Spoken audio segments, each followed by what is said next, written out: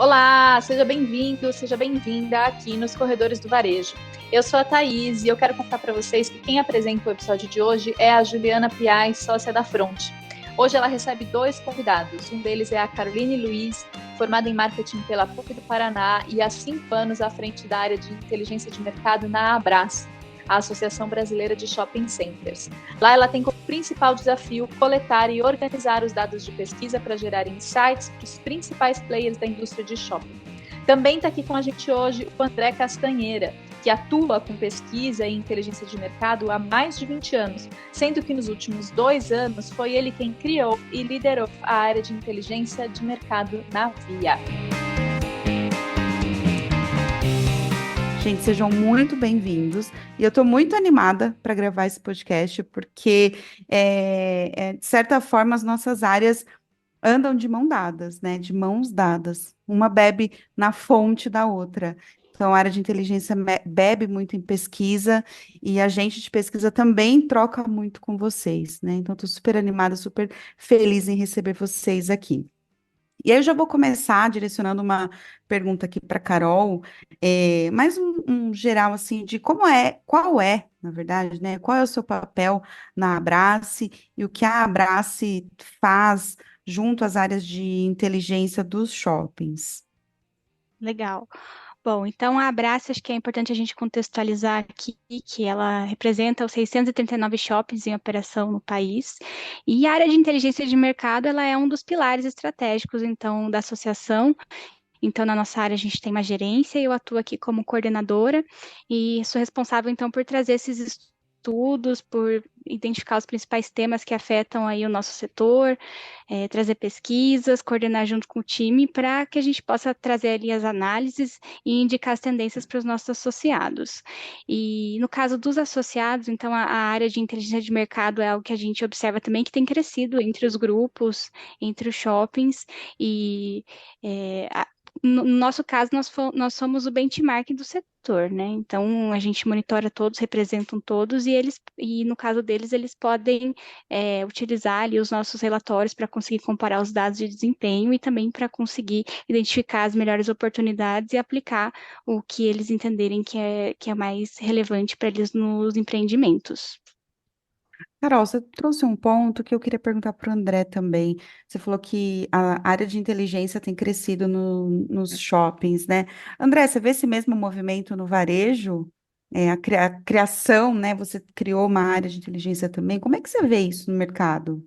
Legal, eu acredito que sim, né? Assim como em países da Europa e Estados Unidos, que essas áreas já são totalmente maduras, eu vejo um movimento do varejista brasileiro buscando cada vez mais, utilizando aquela buzzword, né? Uhum, Data-driven. sim. Então, estão cada vez mais robustas essas áreas, né? Obviamente, uns mais, outros menos.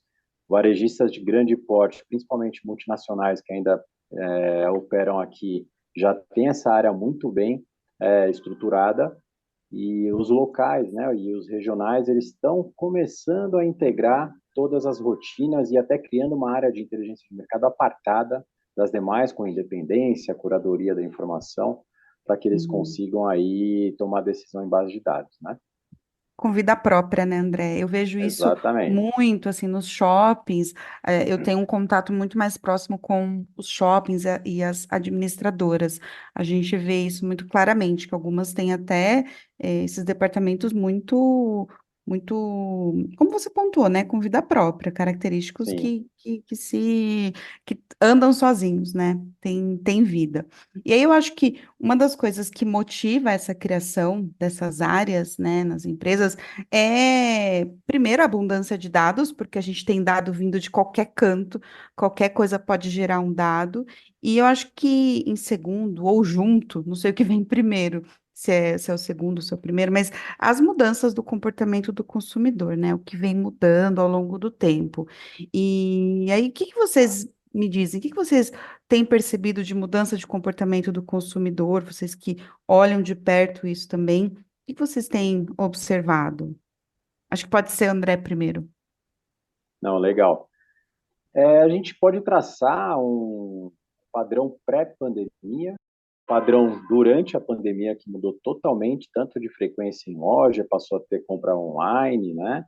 E o pós-pandemia, que é a reestabilização do PDV sendo um forte chamariz, o showrooming que a gente chama, né, para o consumidor cada vez mais voltando para o PDV, para shoppings, lojas de rua, para exatamente ter um ponto de contato, degustação do produto, né, e também a qualificação técnica do vendedor para ajudar no suporte, né, da venda do produto que ele tem interesse.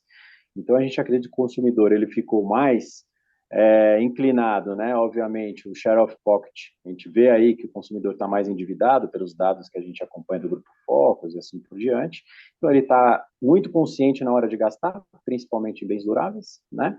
E questiona. Ele pede informações, ele acessa informações do produto, seja no YouTube, nas mídias, ele vai no site do fabricante, ele conversa com o lojista, porque a compra dele não é mais uma compra que ele vai conseguir recuperar, né, essas parcelas pagas como quando ele tinha a folga, né, um pouco mais aí no seu bolso, né? Então ele está cada vez mais consciente no pós-pandemia, é o que a gente sente principalmente aqui no varejo, e aguardo a opinião de vocês aí que também estão do outro lado, né, para avalizar. Legal. Nossa, acho que isso é música para os nossos ouvidos, né? Quando a gente vê que o que a gente está observando, os outros mercados também têm observado. Eu gostei bastante desse paralelo que você trouxe aí com o momento pré, atual e pós-pandemia, porque é inevitável, né? Que durante a pandemia a aceleração digital acelerou muito aí, impulsionou o trabalho híbrido remoto, afetou diversos segmentos, e no shopping não foi diferente, né? Então, do nosso lado aqui, a gente também observa que esses movimentos tornaram aí o consumidor muito mais planejado na hora da visita, né? Então, ele também mudou mais, assim, aumentando a busca por lazer, por entretenimento, e principalmente, como você mencionou, né, André, essa questão de que quando ele quer ir ao shopping, ele quer ter uma experiência. Então, hoje ele pode escolher se ele vai comprar online, se ele vai comprar na loja física. Então, a gente observa que realmente essa questão de ir até o shopping se tornou cada vez mais uma experiência, né? E aí acho que é interessante, Ju, a gente comentar, né, que ano passado a gente fez uma pesquisa aí com a Front, justamente para mapear quais foram esses comportamentos dos frequentadores que mais mudaram no período pós-pandemia, e se confirma isso tudo que o André comentou e que a gente trouxe aqui, especialmente de lazer e alimentação. E eu adicionaria um ponto que é o consumidor, de alguma maneira, ele está mais objetivo, né? Ele está mais focado, ele vai, ele compra e pronto. Ele tem, claro, outras motivações apareceram, a motivação de lazer e alimentação, como vocês estão falando, mas hoje as visitas são mais focadas, né, num objetivo final que pode ser a compra, pode ser buscar informação, como o André falou, ele já chega muito munido, né? Muito munido de coisas que ou ele quer saber ou ele só quer confirmar. Mas acho que a gente está falando a mesma coisa, né? Os dois dados trazem a mesma coisa. E Deixa olhando para eu um. pegar o gancho e fazer uma Ah, pergunta para os três, já que são três com conhecimento, experiência em conhecimento do consumidor. A gente está falando dessas mudanças de modo geral, mas vocês percebem diferenças nesse comportamento dentro do shopping, na loja de rua e mais do que isso, nas regiões do Brasil? O comportamento do consumidor no Sudeste é o mesmo do Nordeste, é o mesmo do Norte? Como é que é isso, assim? Vocês escolhem eu, quem quer eu começar. vou abrir, eu começo, porque aí eu deixo depois o resto do tempo para eles. É, eu ia perguntar justamente sobre a diferença de lojas de rua pro André. Então, vou deixar essa bola com ele. Quanto às regiões, é sim muito perceptível, é notória a diferença entre as regiões, mas tem um ponto que eu acho que impulsiona essa diferença, que são as diferenças de renda, de rendimento. Você tem um consumidor norte e nordeste que sofreu muito mais com desemprego, com diminuição de renda, diminuição da renda informal, que compõe uma boa parte da renda de algumas capitais, de alguns lugares dessas regiões. Então, eu acho que as diferenças elas ocorrem por algumas coisas culturais, claro, mas principalmente pelo tamanho do bolso de cada um deles. Não sei se André e Carol concordam aí comigo.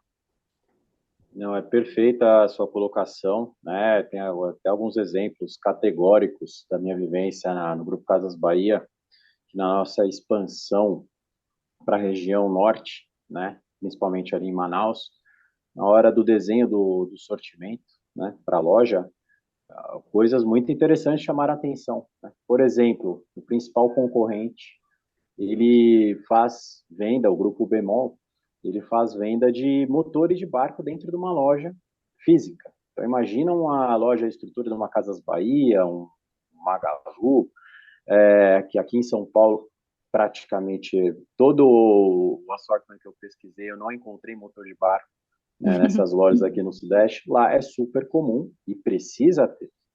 Então, a questão regional é muito forte no Brasil. A gente tem um país continental, né, de dimensão continental, que até para alguns institutos de pesquisa que eu passei, era muito difícil você conseguir transmitir a realidade das diferenças culturais e sociodemográficas para as matrizes, né?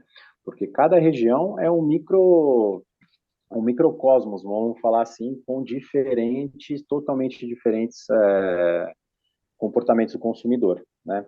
Então, eu acredito que essa questão regional pega muito. O Brasil é muito importante, e loja de shopping, loja de rua também, tanto a questão de sortimento, layout de loja, ela é muito evidente, né? A gente tem aí a questão até posicionamento de preço, né?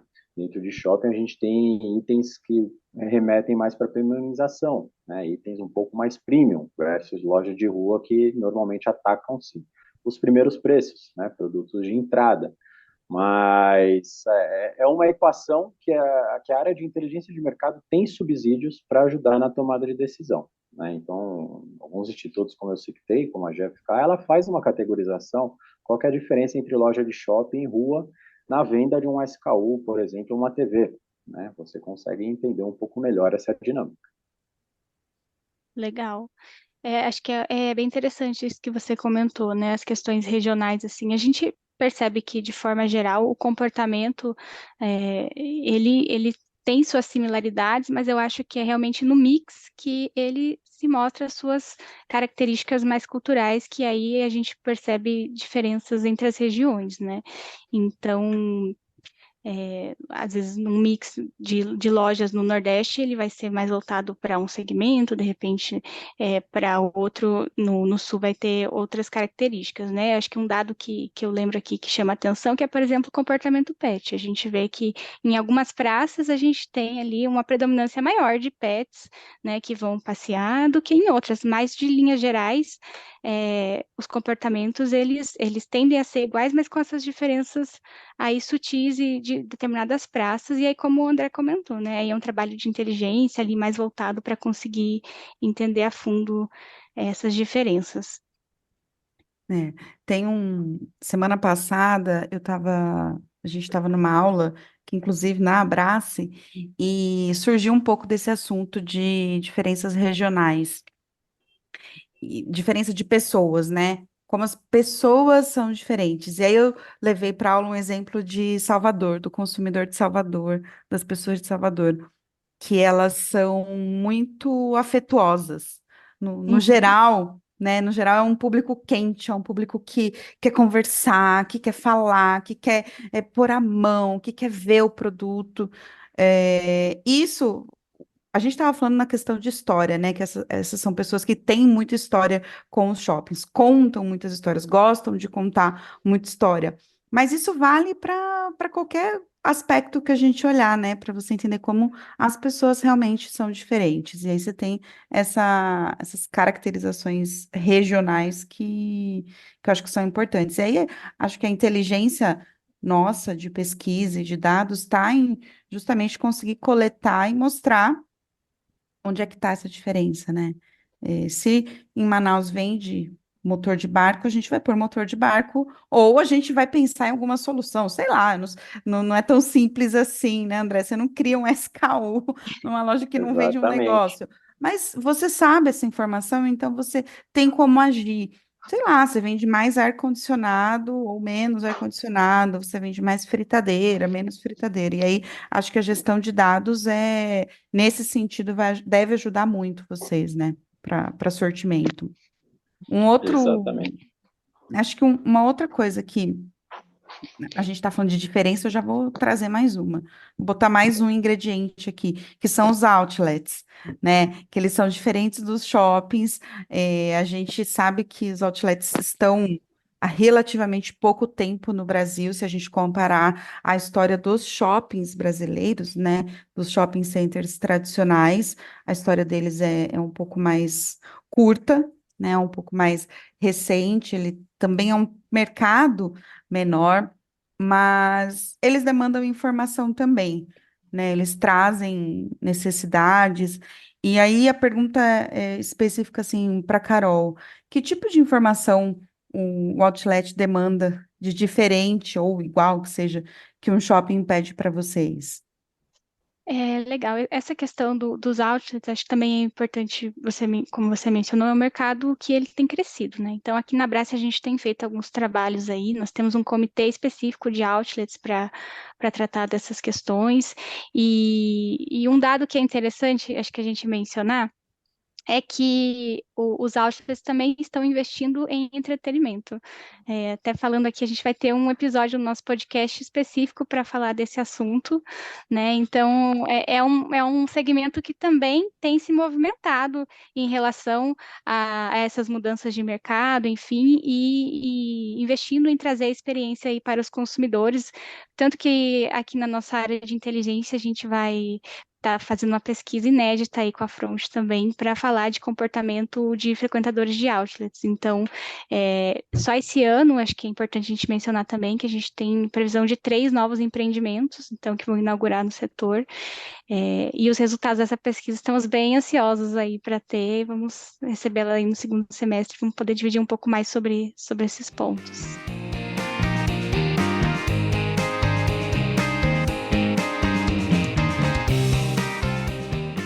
Vamos passar para um outro bloco? A gente já falou muito de diferenças, vamos falar de digitalização. Não tem como a gente falar de dado, de informação, de pesquisa sem falar do digital, né?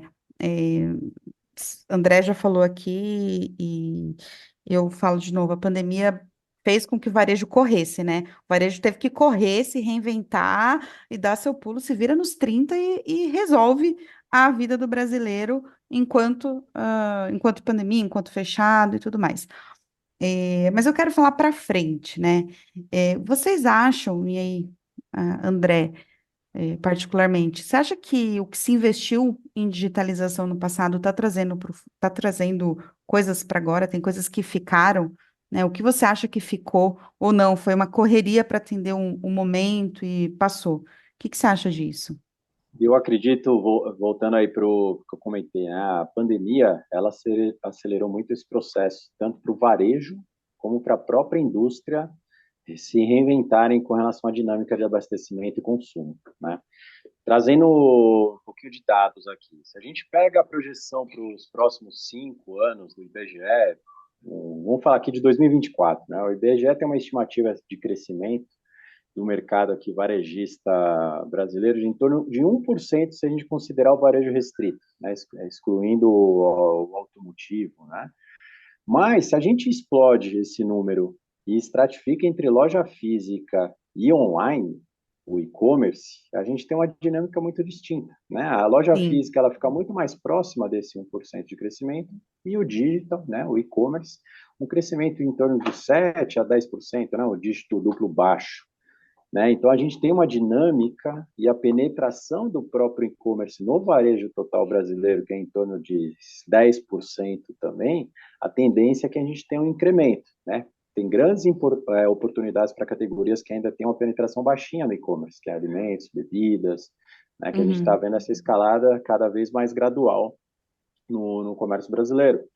E para produtos de bens duráveis, a dinâmica já é outra, né? Em eletroeletrônicos, a venda no canal e-commerce, ela já representa cerca de 45% do total, de acordo com uma própria GfK. Então, a pandemia, ela proporcionou isso. Ela acelerou bastante, né?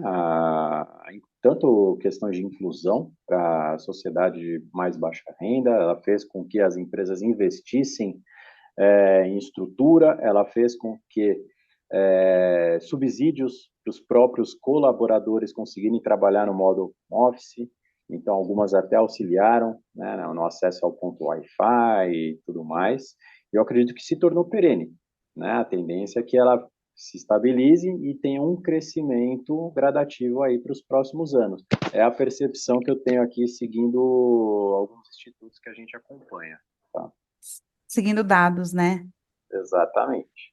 Que é o que a gente faz, André, a gente segue o dado. Você acha que, pensando agora nas ferramentas de inteligência artificial, né, quais ferramentas você já percebe que o varejo está usando para melhorar performance, para crescer, para se estruturar melhor? Legal. Bom, principalmente em automação de processos, né? A gente tem aí a Sim, inteligência artificial, a questão dos próprios algoritmos para dados preditivos, né? A inteligência artificial, ela tem colaborado muito com o chatbot para resposta e atendimento a cliente, né? Aí ela sim, propicia um atendimento 24/7, né? Você não precisa ter um funcionário, sim. pessoa real nessa escala. O chatbot, se bem programado, e obviamente um ser humano questionando como e Uhum. verificando como que ela está se comportando depois, né? Tem aí um grande ponto são os chatbots. Eu acredito também que a parte de experiência do cliente, né? Ela tem propiciado bastante quando a gente tem essa maior interação, né? E, obviamente, a inteligência artificial, ela propicia algumas coisas também, quando a gente fala de própria degustação, não a degustação em si do produto, mas, por exemplo, você conseguir uma projeção 3D, foi até um estudo de caso que eu fiz para o meu MBA, com realidade aumentada, você vai numa loja de roupa, não precisa vestir a roupa em si, né? Você configura o tamanho exatamente. Tem muitas lojas com essa vivência já nos Estados Unidos. Você configura um tamanho como se fosse no espelho que você olharia com a roupa real. É uma tela de computador no qual você consegue simular se essa cor ficou legal, esse tamanho fica legal, sim ou não. Então, assim, as inovações que a gente tem visto no varejo, ela tem propiciado bastante a melhoria da experiência do cliente na loja, né?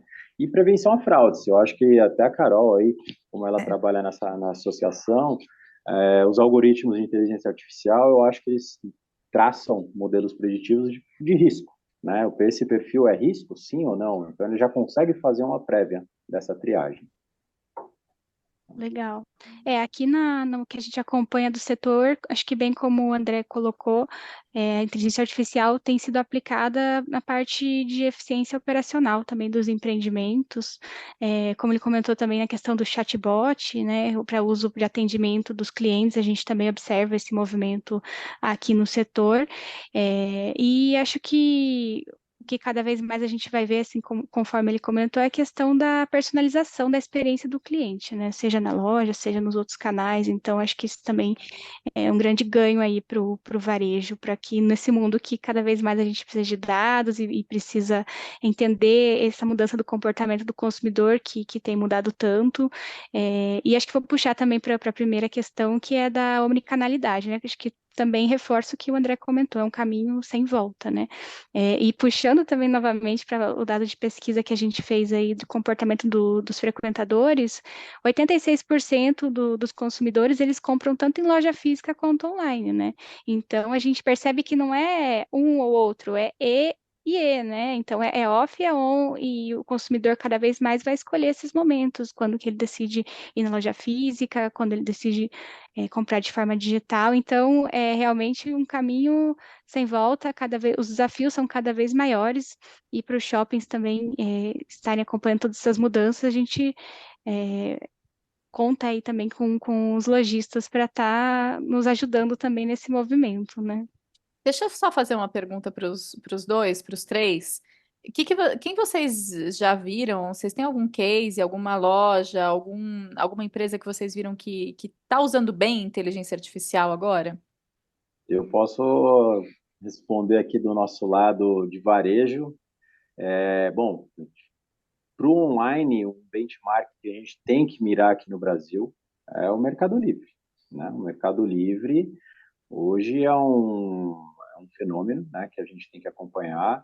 Todo varejista brasileiro que quer implementar e ter o revenue no bottom line de alguma forma positiva deve se espelhar no Mercado Livre, né? Ele tem aí uma questão não só de diagramação, de experiência do usuário no seu próprio website, como, né, vamos falar assim, no back-office, a parte de logística, tudo, a logística integrada, seus sistemas de ERP todos se conversam, a forma de fulfillment ou não, se é para trazer uma entrega no same-day delivery ou no máximo 1, 2 dias depois, para diversas áreas do Brasil. Então, um bench a ser observado, pelo menos para o e-commerce, a gente tenta se espelhar, né, nesse grande player, né, que cresce aí em torno de 30% ao ano, né, nos varejistas que a gente tem de balanço Pouco, né? publicados.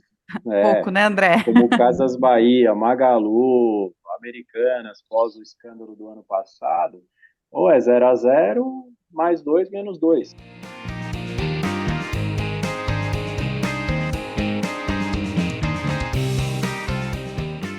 Carol, olhando agora para dentro do shopping, o que vocês têm notado de tendências no comportamento do consumidor? Tem dois pontos aí que a gente tem um boletim de tendências e oportunidades que a gente busca se aprofundar sempre no assunto. Então, o primeiro que a gente lançou ali pós-pandemia, que foi em 2022, foi sobre o universo pet, né? Então, a gente observa essas mudanças de comportamento dos frequentadores, cada vez mais os brasileiros consideram, né, os seus pets aí como membro da família e os shoppings estão, assim, o primeiro dado que a gente mapeou, 91% dos shoppings já eram pet friendly. E aí, quando a gente se aprofundou nessa tendência, a gente viu que não bastava só os shoppings serem pet friendly, eles tinham que oferecer toda uma estrutura para receber, né, esse público. Então, alguns pontos que a gente observou principais aí de tendências também é a questão da praça de alimentação pet friendly, os espaços pet, então são movimentos aí que os shoppings têm buscado cada vez mais para melhorar a experiência dos frequentadores ali. Acho que um outro ponto também que a gente pode comentar é que o segundo boletim que a gente lançou no ano passado, ele teve como foco gastronomia, né? Como a gente viu aí, a gastronomia ela tem crescido cada vez mais ali nos empreendimentos, então um dado que a gente conseguiu mapear através do censo ali, que é o nosso principal estudo, que 27% dos shoppings tinham ali as operações fora da praça de alimentação em 2018. E aí agora, no nosso último dado de 2023, esse número subiu para 46%. Então, a gente observa realmente que os shoppings têm cada vez mais investido nessas operações fora da praça, justamente para oferecer uma experiência para os consumidores ali, né? Especialmente a parte de bares e restaurantes com serviço, que tem crescido bastante, e áreas gastronômicas. Então, todas essas questões, operações temáticas, a gente viu também um crescimento grande aí. Então, isso tudo volta de novo para o ponto da experiência, né? Como a gente tem falado tanto. E volta assim, à medida que as coisas se tornam mais digital, a gente percebe realmente a importância do espaço físico, das experiências e de como que isso tem, e como que os shoppings estão se adaptando para ser muito mais que um centro de compras, mais de convivência, de conveniência e assim por diante. Legal. Vou complementar um dado que você falou, Carol. Você trouxe os percentuais aí, o crescimento do número de operações nos shoppings, né? A gente tem um dado na pesquisa de frequentadores de shopping, né, consumidores de shopping, que 81% costuma comer em restaurantes com serviço, né? Ainda que não em todas as suas visitas, naturalmente, você tem um limite aí, mas você tem 8 em cada 10 brasileiros que consomem restaurante com serviço em shopping. Então, você tem, é um grande público, né? Perfeito. Eu vou complementar com mais um dado, então, que você trouxe, que é que para os consumidores, 82% a variedade de restaurante é muito importante, né, na hora de escolher um empreendimento. Então, e de novo, assim, a gente sabe que a alimentação é uma questão, as pessoas querem ir para o shopping para se alimentar, querem ter essa experiência que hoje também virou aí uma opção de lazer, enfim, então, acho que é isso. Gente, a gente tá quase acabando o nosso tempo aqui, porque, né, tá com o tempo contadinho, mas eu quero fazer uma pergunta para vocês dois que são de inteligência, né? E aí acho que é bem uma curiosidade minha. Você já tem implementado, usado no dia a dia de vocês ferramentas de inteligência artificial? E se sim, o quê? E como? Me ensinem, me mostrem. Daqui da minha parte, acho que ainda estamos no mesmo caminho que vocês, entendendo como que a gente Aprendendo e pode aprendendo. aprendendo, né, para a parte de analisar dados aí, mas ainda não, acho que estamos no caminho inicial. Legal. Do nosso lado, principalmente modelos preditivos de dados, né, para a gente conseguir prever demanda, consumo. É um ponto que as áreas aqui de data science, engenharia de dados estão trabalhando forte. O próprio chatbot, né? Sim.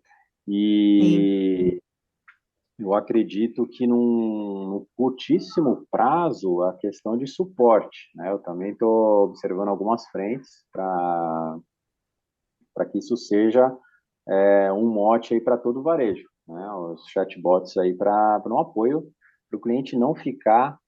O grande ponto é diminuir a fricção, né? E quando você consegue diminuir a Sim. fricção do cliente, tanto, principalmente no online, né? Como eu comentei, a penetração, as pessoas que não tinham acesso à internet passaram a ter. O segundo passo, eu confio, vou passar a comprar no e-commerce. E quando você executa uma primeira compra e possivelmente algum problema pode surgir, se a resposta não vem num tempo, né, que você tá acostumado, o consumidor que fez a sua primeira compra, não vem num tempo adequado, ele vai ter uma percepção ruim, né? Então, os chatbots, eu acredito que eles vão ajudar muito nisso. Você já ter algumas respostas pré-moduladas, ele vai conseguir entender previamente o básico do problema e já vai conseguir posicionar ou pelo menos direcionar esse cliente para que ele não fique sem uma resposta no curto prazo, né? Eu acho que a tendência é muito essa. Uhum.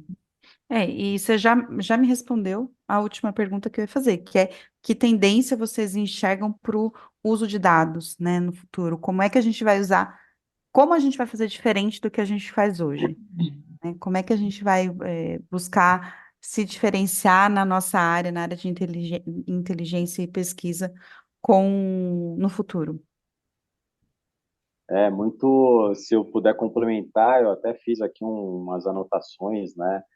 O desafio é exatamente esse, ainda é a baixa confiança e o alto investimento que a gente vai precisar ter nessas ferramentas de inteligência artificial, né? Então, a gente está engatinhando, as regulamentações estão sendo feitas, né? Então, as empresas vão ter que se adequar a isso. Então, são pessoas que ainda não estão formadas, não tem muitos talentos formados né, é algo muito novo, né? Então, Os Uhum. profissionais ainda não existem, né, André? exatamente. Você tem uma Startse fazendo alguns cursos para líderes, mas e as grandes universidades? E o que eu ia finalizar cultura organizacional e alinhamento estratégico, né? Então, a empresa, o seu corpo diretivo, o top management, ele tem que estar inclinado não só no discurso, né, a adotar essas medidas, né? E de inovações de inteligência artificial e tudo mais. Então, tem que estar de cima para baixo, não só de Tem que baixo para comprar, cima. né? Tem que comprar ideia, Exatamente. né? E com isso, só com isso, com esse alinhamento estratégico, é que a gente vai ter a colaboração entre setores e empresas, né? Uhum. Então, lojas dentro de um shopping, elas vão trabalhar nesse mesmo sentido, utilizando o que essas novas tecnologias aí vão trazer de benefício, né? Sim. Legal. Gente, e eu acho que assim, no final do dia, de tudo que a gente passou, né, de todos os tópicos que a gente passou aqui, eu acho que fica mais do que clara a importância da inteligência de mercado para toda e qualquer empresa, né? A gente começou o papo falando, os shoppings, os varejistas estão investindo, às vezes, em maior ou em menor grau, nível, em equipe, em gente para isso, mas se faz muito necessário, né? Ainda que de forma pouco organizada em alguns lugares, mas se faz necessário.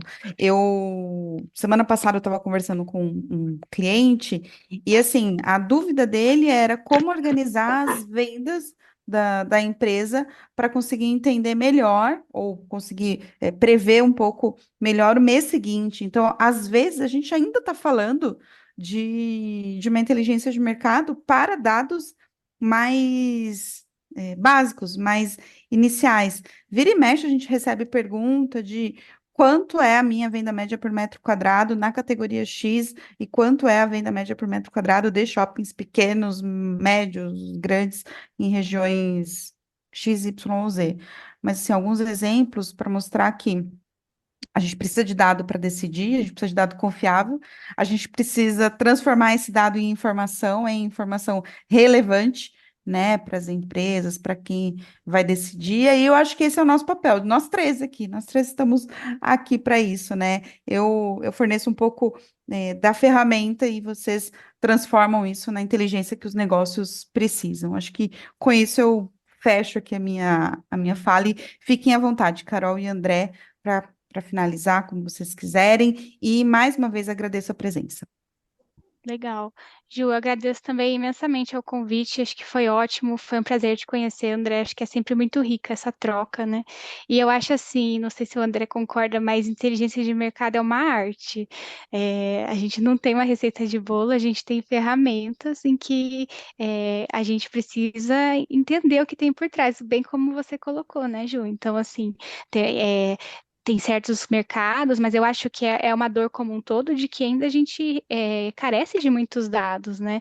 Em diversas frentes, então, e aí quando nós temos os dados, o desafio é a gente conseguir analisar, transformar isso em conhecimento, em disseminação, e gerar os insights necessários e principalmente aplicar isso na prática, né? Porque o dado pelo dado também, então acho que esse também é um dos Tá aí, desafios né? que não só aqui, não sei se também o André concorda, mas que eu acho que pelo que eu percebo, pelo que eu converso também com outros profissionais, é uma dor como um todo, assim, é um desafio, mas assim, particularmente eu adoro, eu sou apaixonada por inteligência de mercado e todas essas mudanças, acompanhar tudo isso é uma coisa que realmente me fascina, assim, então, fiquei super feliz de verdade por essa oportunidade de compartilhar um pouco, trocar essas experiências, ouvir um pouco também o lado do varejo, né, então, e tudo isso eu acho que contribui muito, sim, para o crescimento como um todo, porque, para finalizar, acho que é importante falar que a inteligência ela é coletiva, né? Então, isso realmente é muito importante. Perfeito, também é um setor aí que eu estou há 20 anos, né, denunciando um pouquinho a minha idade, e eu estava exatamente lendo um livro que chama Bora Varejo, do Alfredo Soares, né, que ele fala exatamente da necessidade de reinvenção das soluções que a gente tem de plataformas, ferramentas nesse mundo que a gente vive hoje, que é um mundo conectado, né, em constante mudança. Então, é um livro bem legal aí que eu acho que vale a pena a gente dar uma passada de olhos, que fala exatamente, resume essa conversa que a gente está tendo hoje, né? Então, é um mundo de dados, só que se a gente não conseguir filtrar essa informação e tirar ações, insights, o dado ele vai ficar lá, só armazenado, né? Essa pilha de dados, a gente tem que conseguir traduzir isso em insights e planos de ação. Eu agradeço aí o convite, prazer em conhecer todos vocês e estamos sempre à disposição. Obrigada, André. Obrigada, Carol. Daí, acho que a gente encerra então a conversa com o Bora Varejo, né, André? Essa é a sua indicação, Bora Varejo. Vamos Isso, encerrar esse papo aqui indicando perfeito. uma leitura. Um beijo, gente. Beijo. Tchau, Obrigado. tchau. Tchau, Tchau. tchau. Tchau, tchau. Muito obrigada por ter ficado conosco até o final. Nos Corredores do Varejo é o podcast da Fronte Pesquisa. E aqui você ouve a cada 15 dias entrevistas com profissionais que estão fazendo a diferença no varejo brasileiro. Se você gostou desse conteúdo, dá lá pra gente as estrelinhas no Spotify, curte os nossos podcasts no YouTube para que a gente ganhe cada vez mais relevância e atinja cada vez mais profissionais. Muito obrigada e até a próxima!